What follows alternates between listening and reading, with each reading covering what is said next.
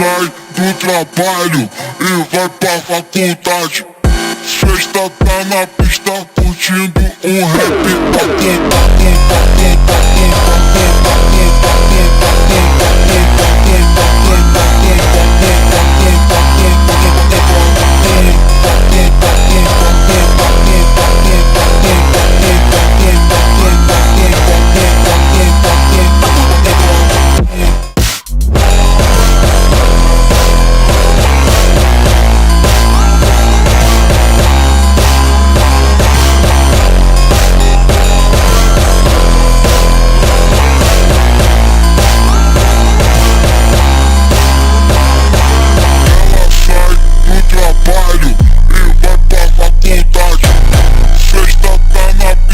Curtindo um rap.